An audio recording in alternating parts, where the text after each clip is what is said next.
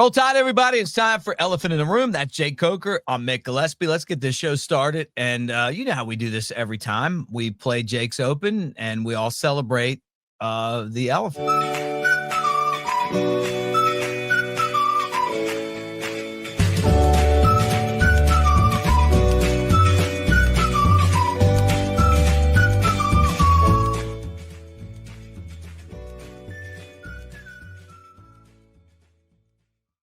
All right, there he is. Where are you right now? Is this hunting camp territory or is this home?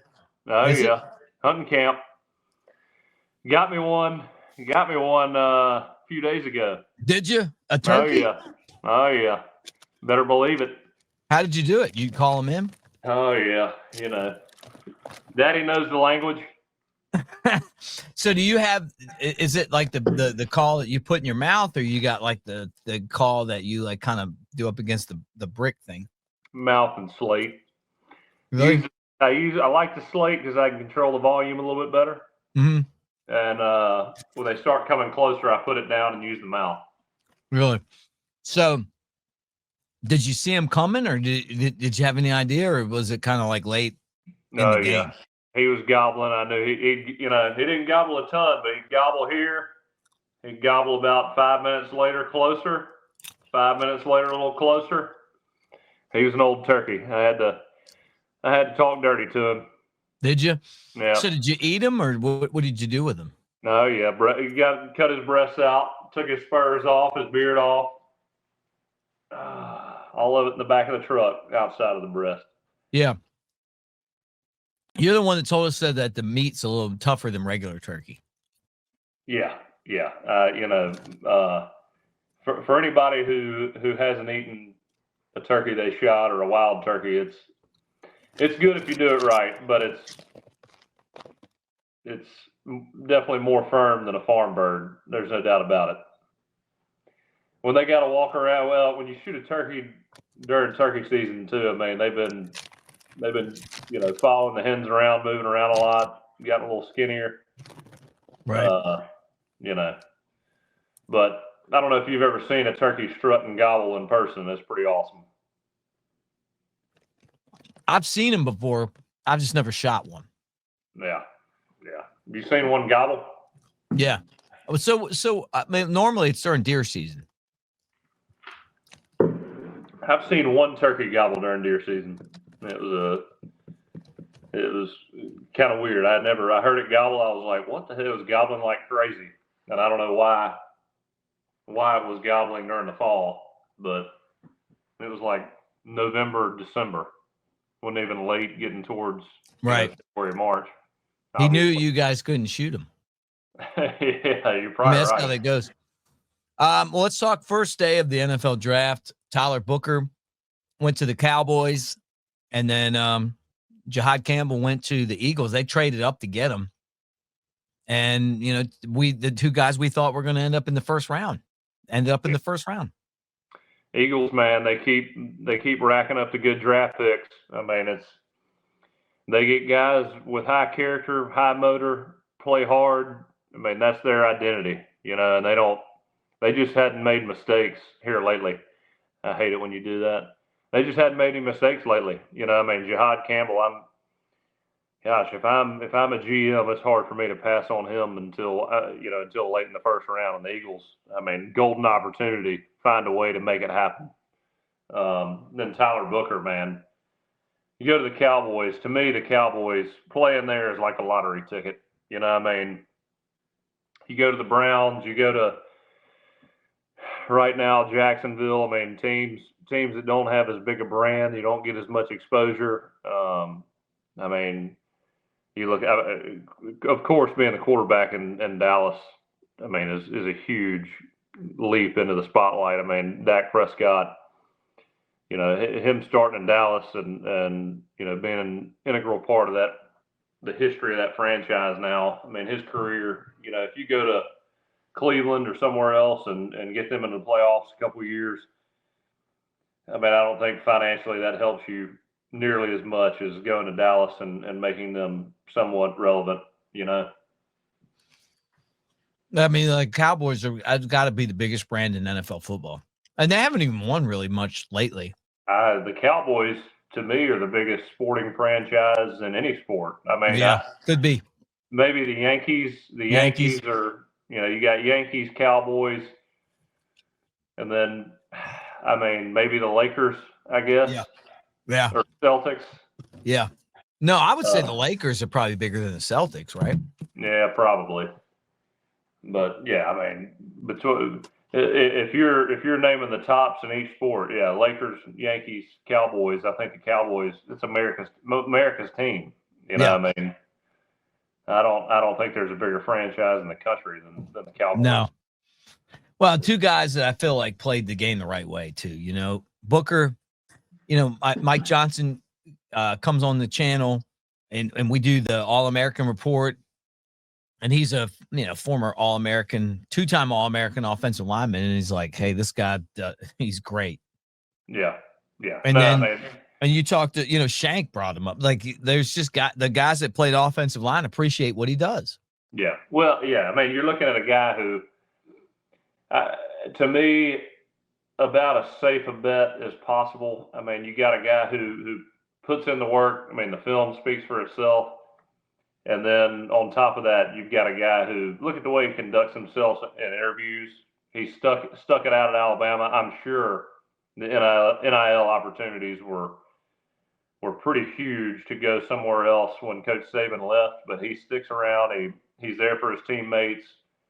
I mean, really keeps us, is one of those guys like Jalen Milroe who keeps us relevant for his leadership at Alabama. I mean, I doubt there's really any NFL scout that looks at Tyler Booker and says he may be a liability. I mean, you're not gonna find anybody say that. You know. Well, they kept talking about how he worked, like his work ethic was. Like, he's the hardest working guy. You know, like when they needed leadership, he's the guy that stepped up and kind of was like, "Hey, this is the way that we do things." You know. Yeah. I love him. He was my favorite player on last year's team. Yeah, I mean he's one of those guys. I know he's a captain. He's a guy that I think we all, I mean, Alabama fans, he's one of those guys that when he comes back, you talk about a guy who does things the right way and needs to be appreciated by everybody within the Alabama orb or atmosphere. I mean, that's a guy that needs to be supported and appreciated. And what he's done with football, taken care of. I talked to Shank about this. I asked him when, on the Bama television. That's an important point too, because, you were sitting here watching this Nico Liava. Just call him Nico. We got you. Situation, and you look at Tyler Booker. I mean, I doubt Tyler Booker made that kind of money at Alabama. And I doubt he had the opportunity to make that money at other places being an offensive lineman. But, that kind of guy, when he leaves Alabama, he's got the respect of everybody he came across within that program. I mean, there may be a few people that, he may have had a bad day and you know what I mean? But talking about doing things the right way, I mean, he made his money, he used Alabama as a development tool. And in turn, Alabama needs to take care of him. I mean, if the program means something to you, and winning means something to you, and you don't like NIL, and you're a fan of the program, he's the kind of guy that you say, okay, I mean, we band together to take care of this guy because he did everything he could for Alabama, stood by the program rather than, didn't just flee and leave to the next best spot when he had that opportunity. And when you talk about a guy doing it the right way, he emulates all of that. Just like Jalen.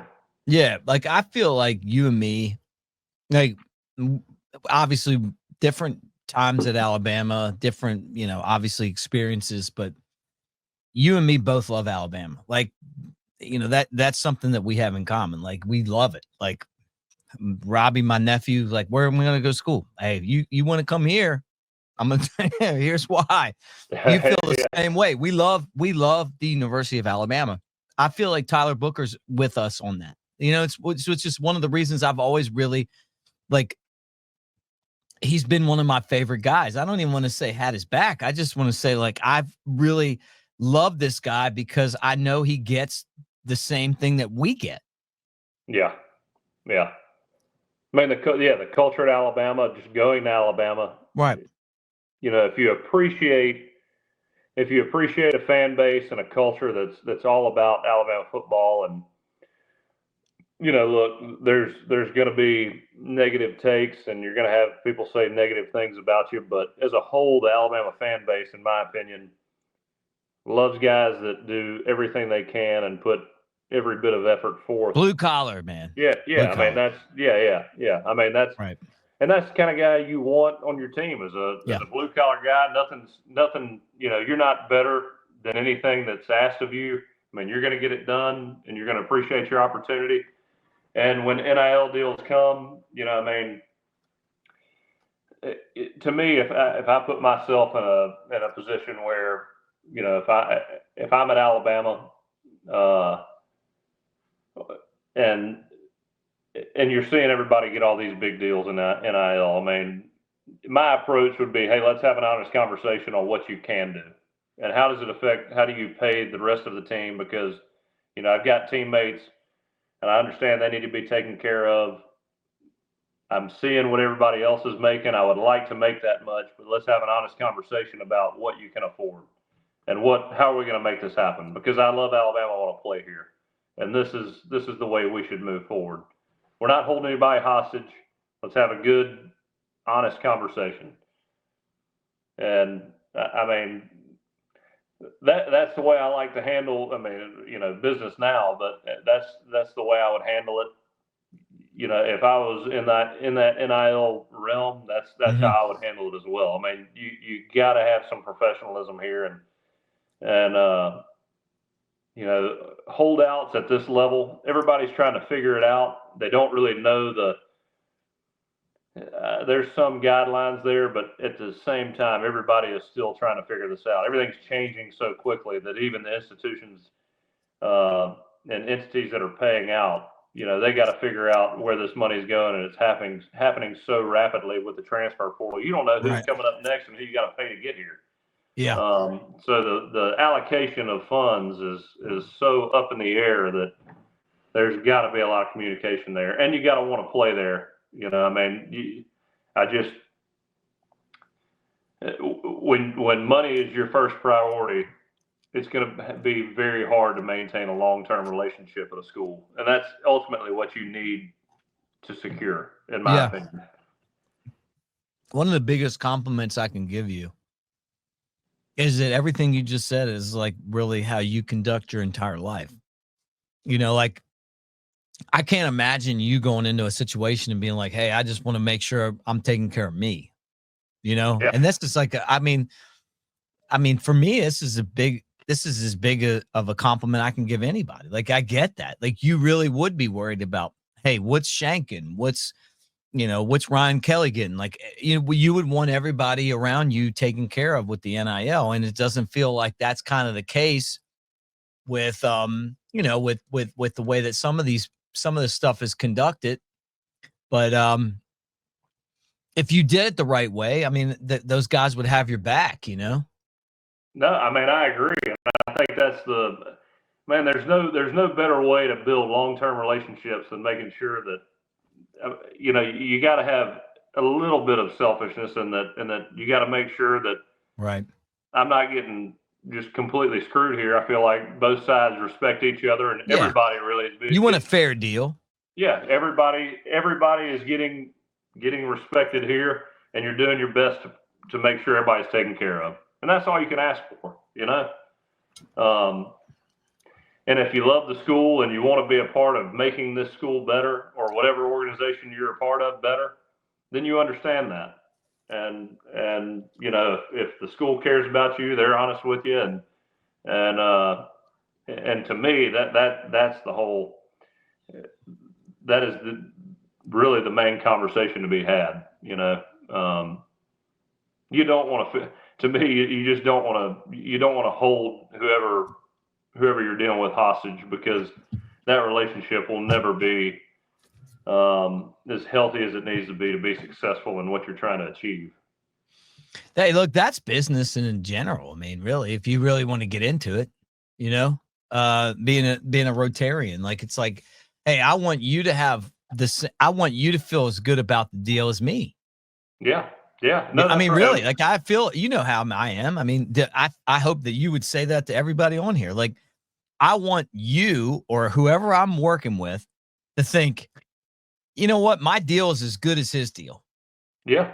No, I agree. And you gotta, I mean, to me, everybody has to be getting what they want out of it. As long as you trust the person you're working with and you know that they're putting in everything they've got to earn what they're making, and they want to make more and they want to make you better and you want to make them better, and ultimately, in the near future and the far future, all that hard work and respect for each other makes everybody make more and everybody do better and do things the right way. The people you're doing business with are happy with you because the product you put out is better. Yeah, right, right. Or people just feel like, hey, man, if I do business with, like Coker, I mean, or I do business with Mick, or I do business with whoever, like that they care as much about my success in the deal as they do theirs. Yeah. And I feel like that's kind of how a great team is. Yeah. Like you want, and Shank said it, hey, Saban was going to put the best 11 guys on the field, and that's what you should do, right? But it's like with this NIL, if your goal is to make sure that the people around you are taken care of and you're taken care of, and you're the starting quarterback, or you're the star wide receiver, it's going to make everybody better. No, that's right. I mean, that's right. I mean, look, I always say, look, I'm not going to screw you, at least not on purpose. Well, no, I get that. I get that. I'm kidding. Well, I know. Look, man, I know you're laughing, but it's when people come up to me and they're like, they see, like, they watch the show and they ask me about you, I'm like, man, this is good. The guy that you see on the show is the guy that's like, we're both this way. Like, this isn't like we're just trying to pretend that we're somebody, else. Now, if I beat you in the mullet toss, I mean, just watch out, because I'm going to talk a gang of shit. You beat Jalen last year, and you didn't. I beat everybody but you. You didn't talk too much trash to him last year. No, I want to beat you. If I beat you, I'm about to go catch a few bass and just launch them across the lake. I was there. Like, I got one guy that's won 20 mullet tosses was giving me some insight. And I said, whatever you do, don't share that with Jake. What's his name? I'm not telling you. I'm just telling you right now. I didn't know we were doing a show right now. So I said, look, I just want to be, I want you to throw your best throw and me to throw just a little bit further. You beat me, and I'm out. Screw Ryan's podcast. Oh, I will. I mean, you're supposed to win. If you throw it further than me, I'm getting a second chance. That's what he said. He said if you beat him, he's going to want another chance. Oh yeah. I will never do it. I'll never do it. You better work on 2 introductions. I can't wait to introduce you guys. I can't wait. Because I love that. Like, they handed me the microphone last time, and I'm like, oh, this is going to be great. So I got Baron Humor. Hey, you did a great job last year. Man, you guys are you're my guys, man. Like, and then Baron's coming, so I'm sure he'll be out there with you guys too. One of the best things about that video that of me throwing the mullet, and then you hear Ryan Anderson laughing.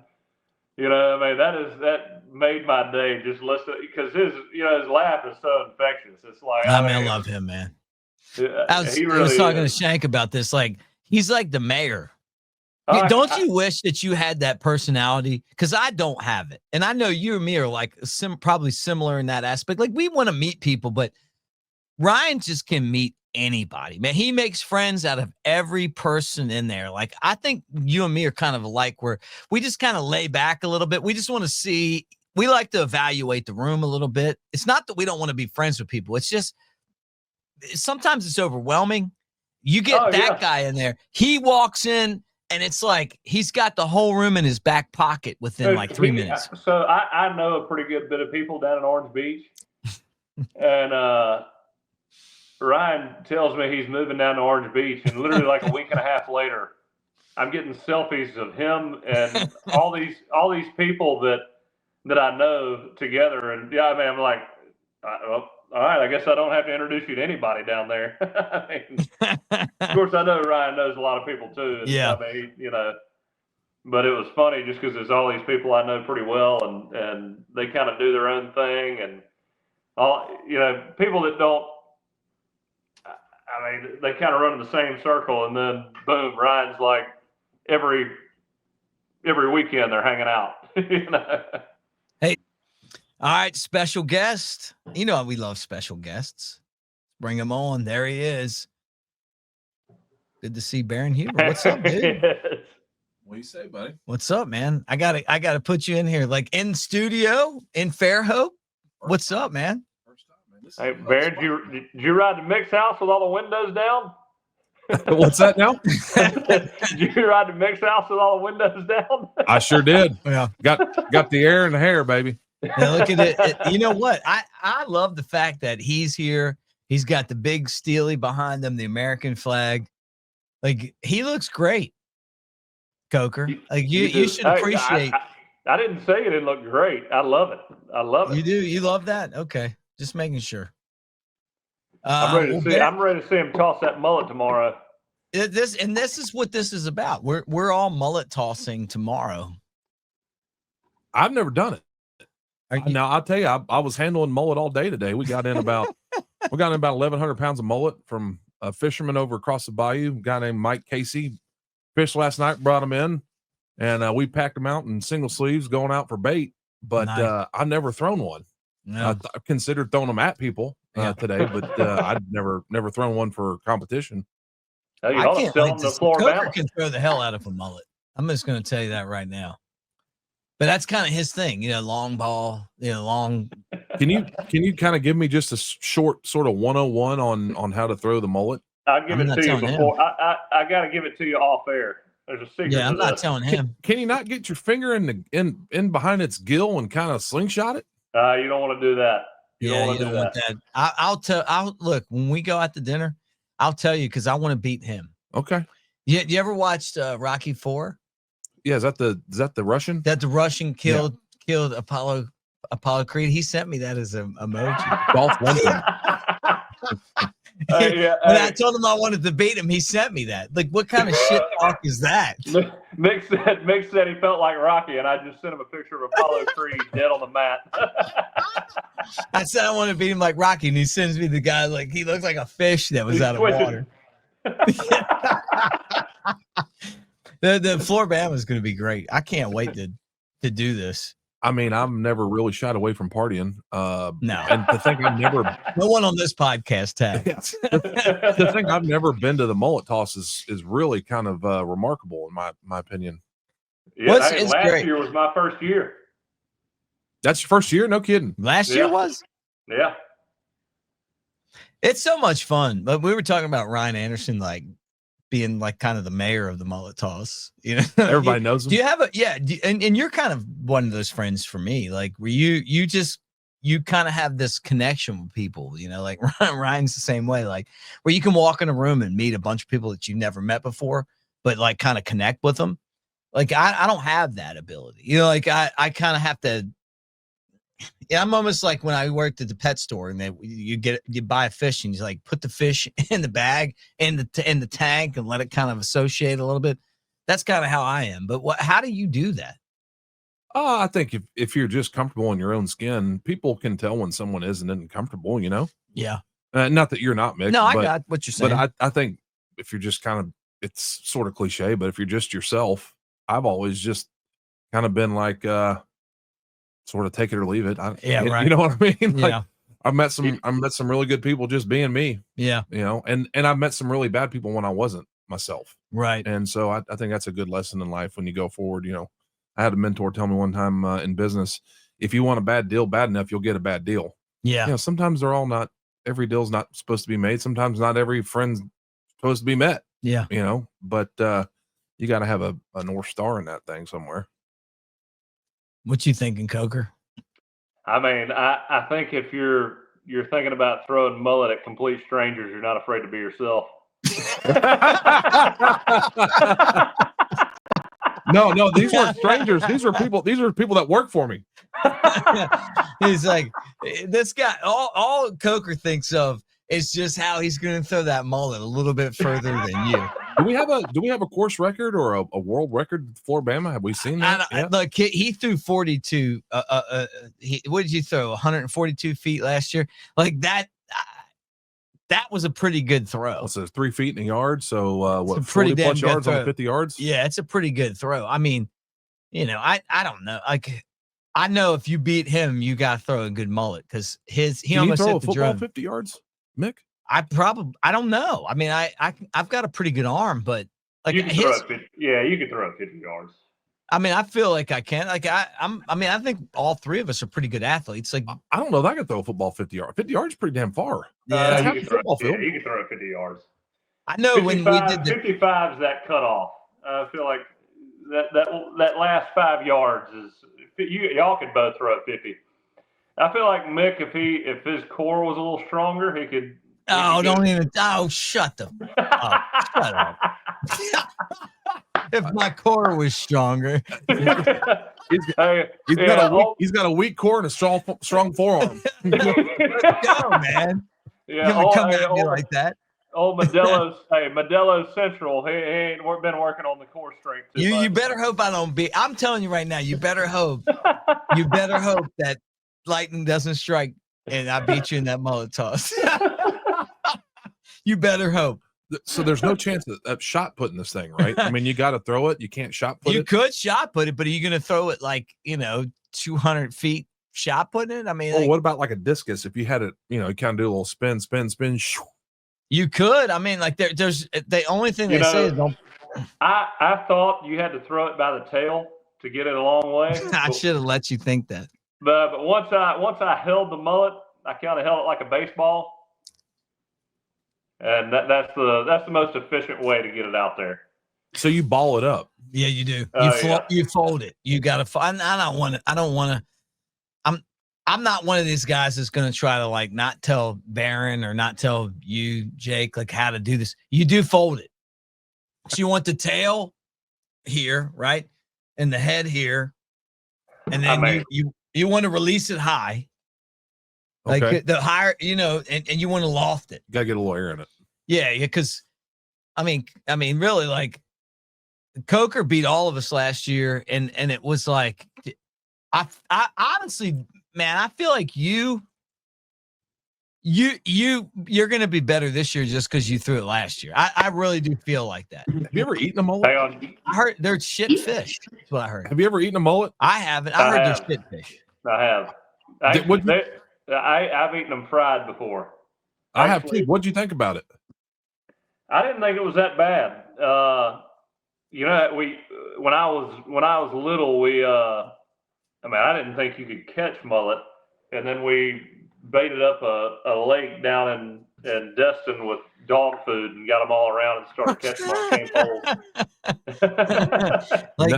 like dry dog food. Yeah. And you were catching them. Well, you had to soak the dog. I mean, look, what we did to catch mullet is pretty embarrassing. But I mean, you had to soak this dog food to where it sank, dump it in this lake, and then catch them on cane poles. We caught like 50. Really? I'll be honest with you. I think it's damn fine eating. You like it? I really do. I like it. Really? I may prefer it over catfish, to be honest with you. Really? I'm not a catfish guy. I know Coker loves catfish, but I don't. I've told you before. I think catfish is a shit fish for me. Really? And I know a lot of my friends eat catfish. It's just for me, man. Like, I just don't like them. Like, give me snapper, give me mahi. I think snapper's bland as hell. No. Come on, sheep's head, like redfish, like anything, flounder, anything out of the bay, I'm in for. But like, don't give me no catfish. Hey, straight up, I'll take snapper. I'll take swordfish. I like swordfish. Redfish. Yeah, high mercury though. Specks. A little mushy. Yeah, he's trying to sell me on bass all the time. I'm telling you, you will love bass. You will love bass. Every year up at the lake, this old timer goes out. We got striped bass at the lake I'm on up in East Tennessee, and this old timer goes out all during the year, and he catches fish for the fish fry at the end of the year on Labor Day. Really? Yeah. And then we got striped bass up there. So I'd never had striped bass before, but damn, it is good. See, I've never had striped bass. I mean largemouth. I eat largemouth all the time, but striped, I've never had that. I've heard it's good. Smallmouth? Huh? Smallmouth bass? No, largemouth. There's the river where I was from. We used to catch smallmouth. They're really good, fun fish to catch. Fucking random fact, but where you're from up there in Maryland, yeah, you know that the blue catfish is an invasive species. It's absolutely destroying the crab industry. Is it? Yes, because they eat the little crabs. The catfish does. Really? So the federal government is really kicking around the idea of subsidizing the catch of the blue catfish. Really? It's a really, really bad problem. Yeah. Like where I'm from, and I want to invite you both and all of our friends to Crab Fest. I want to have crab. You got crabs? No, I mean, I will. I mean, you see my backyard. Did you ever get crabs there? I've done crabs before, but not since I've redid my backyard. So I want Crab Fest. I want the Cokers to come over. I want the Hubers to come over. I want everybody to come over for Crab Fest. Yeah, you want to do like crab bowl? Yeah. Let me know. We call them steam them, but I'll bring them from the bayou. I love to see Big Kev. Yeah, hell yeah. Your mom, your sister, you're like she's married. She got like a kid. Like all of y'all. All the Hubers could come over. We put away some crab. Yeah. Coker, you ever spend time over in Bayou La Batre? You ever been over that way? A little bit. Yeah. I've called on a few people down there. What are you doing now? I'm in commercial insurance with Gallagher. Really? Yeah. So you're insuring businesses and stuff? Yep, all commercial. Well, we need to talk. Yeah. I need some insurance. There's your guy right there. There's your guy right there. The thing I'll say this about Jake is like he can't help but get your back. He's a good guy like that, Well, you can tell by the way you play the game. Yeah, I mean, he's gonna run over you. You got if you're that guy, you think you wear the low number and you're in the secondary, you better watch the fuck out. You better watch out because here comes a big guy that's going to run you over. Speaking of which, I was talking today to a guy that does a lot of our hauling for us, and we were talking Alabama football, and I said, "Yeah, that quarterback, the Ty Simpson kid, has a body type of like Coker, Jake Coker." I know he's here. He's getting a lot of comparisons right now. Shank and I did a show the other day. I said, poor Ty, you feel man. like there's the Coker look? Poor Ty. A couple tall white guys. They don't get a lot of credit for being athletic, but they're athletic. Ty been putting down a few Budweisers. I can only hope. Biz hope he does. I don't know. My pop always said, "Never trust a man doesn't drink." So I want my quarterback. I want my quarterback about half in the bag on Saturday night. Hey, your pop's right, man. I'm with him on that. Those guys make me nervous. Yeah, that's I never, I was young when he told me that, so I never really thought about a follow-up question. I was just listening. But now, if he was still around, I should have asked him, well, what the hell you mean by that? No, you know what he means by that. Yeah. You know. All right. I know. Look, I know we're on the time crunch right now. Any final thoughts, Coker? Other than we're going to see you at the mullet toss. Yeah, you better loosen up. I'm going to play pretty good tonight. If I beat you, if I beat you, you're never going to want to work with me again. Hey, I know Barron's there right now, so I know tomorrow's going to be a rough day for you. No, we're going to get up early. We might boat down. We're going to go.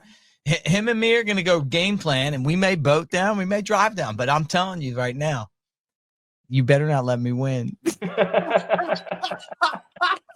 You better not let me beat you. Man, I can't wait. I'm fired up now. I don't want to. Honestly, I don't want to. I don't want to get you too motivated, but damn, if I beat you, you better watch out. I beat last year's Alabama starting quarterback. What's that? I know you know who he is, but have you met Ryan Anderson? I don't think you met. Yeah, you met Ryan? Yeah. Great guy. Okay. You went to Daphne? Yeah. Yeah. Great dude. It's going to be so much fun tomorrow.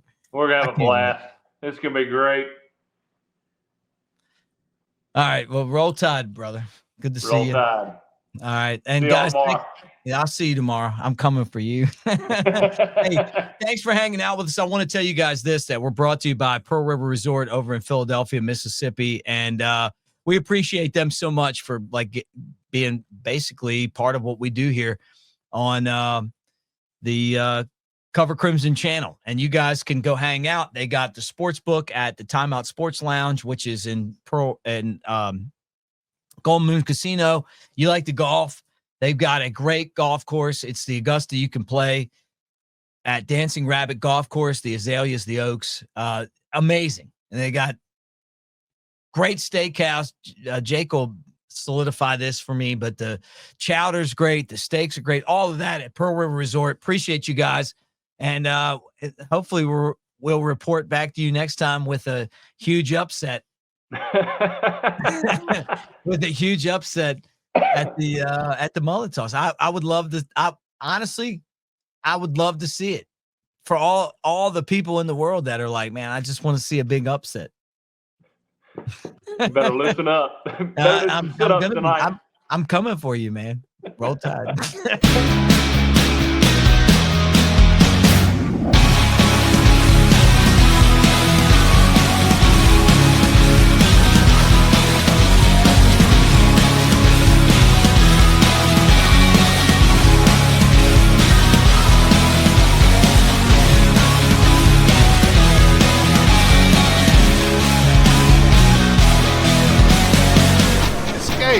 To Pearl River Resort.